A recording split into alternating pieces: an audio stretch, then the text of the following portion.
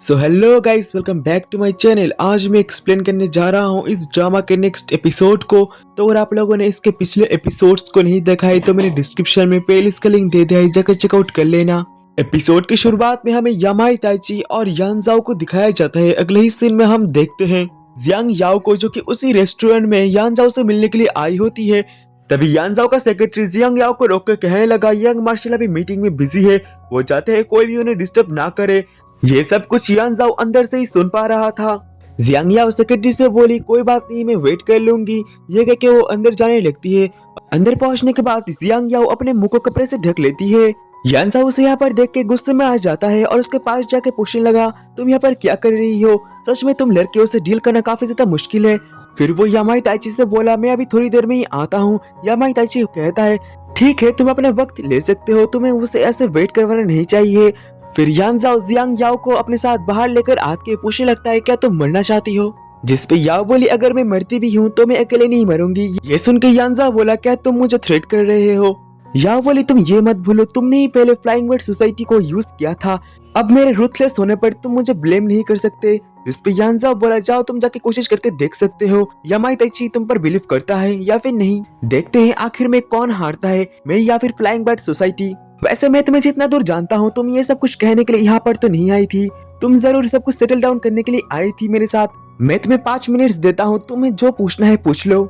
या बोली, क्या तुम सच में जापानीज के साथ कोऑपरेट करने वाले हो? जिसपे यानजाओ बोला, ऑब्वियस सी बात है, हाँ। या बोली, जब तुमने सारे मेडिसिन को सीज कर लिया था और तुमने मेरे एंगेजमेंट को तोड़ दिया था वेनलैंड के साथ, क्या वो भी तुम्हारे ही प्लान का हिस्सा था? यानजाओ बोला, तुम्हें ये तो नहीं लग रहा कि मैंने जेलसी में आके ये सब कुछ किया हुआ? क्या मैंने तुम्हें डिसअपॉइंट कर दिया? तुम्हारा अभी डिसअपॉइंट होना एक मजाक बन चुका है। 5 साल पहले तुमने भी मेरे साथ ऐसा ही किया था ना। अब मैं सिर्फ पैसे और पावर चाहता हूँ। याओ बोली, क्या पैसे और पावर तुम्हारे लिए इतना ज्यादा इम्पोर्टेंट हो गया है कि तुम अपनी डिग्निटी को बेच दे रहे हो जापानीज के पास? तुमने उस दिन ऑनफरेंस में तो ऐसा बिल्कुल भी नहीं कहा था। जिसपे यानजाओ बोला, क्या तुमने मेरी एक्टिंग पर इतनी जल्दी ही यकीन कर लिया? मैंने बस तुम्हें यूज किया है। ये सुन के याओ यहाँ से जाने लगती है उदास होके। तभी यानजाओ उसे रोक के पूछने लगा, क्या मेरा ऐसा करना तुम्हें दुखी कर रहा है? मैंने ये सब कुछ तुमसे ही सीखा है। तुमने जो भी मेरे साथ किया, मैंने बस तुम्हारे साथ वही किया। अब पता चला कैसा फील होता है ऐसा होने पर। या बोली, तुम मुझे यूज कर रहे थे, वहाँ तक तो ठीक था, लेकिन तुम जापानीज के साथ मिलके अपने ही लोगों को धोखा दे रहे हो, जिससे मैं बहुत ज्यादा डिसअपॉइंट हुई हूँ। यानजाओ बोला, तो फिर तुमने मुझसे क्या एक्सपेक्ट किया था? तुम ही तो पहले मुझे मारना चाहती थी। मैं अभी जियांग भाई जा रहा हूँ वापस कुछ ही दिनों में, तुम्हें जो भी एक्शन लेना है जल्दी ही ले लो। ये कह के वो चला जाता है और याओ यहाँ पर रोने लगती है। अगले सीन में हम यामाई ताइची और यानजाओ को देखते हैं। इनका मीटिंग खत्म हो चुका था। तभी यानजाओ बोला, मैं उम्मीद करता हूँ हमारा कॉपरेशन जल्दी ठीक से हो जाए। तभी यामाई ताइची बोला, 3 दिन बाद मैं एक पार्टी ऑर्गेनाइज करने वाला हूँ पीस होटल में। मैं चाहता हूँ तुम वहाँ पर जरूर आओ। साथ ही साथ मैं हमारे कॉन्ट्रैक्ट को भी प्रिपेयर कर दूंगा। ये सुन के यानजाओ बोला, ठीक है, मैं वहाँ पर टाइम पर आ जाऊंगा। अगले सीन में हम देखते हैं यानजाओ रेस्टोरेंट से बाहर निकल के याओ की बातों को याद करके सैड हो रहा था। जब याओ ने कहा था तुम मुझे यूज कर रहे थे, तब तक तो ठीक था, लेकिन तुम जापानीज के साथ मिलके अपने ही लोगों को धोखा दे रहे हो, इससे मैं बहुत ज्यादा डिसअपॉइंट हुई हूँ।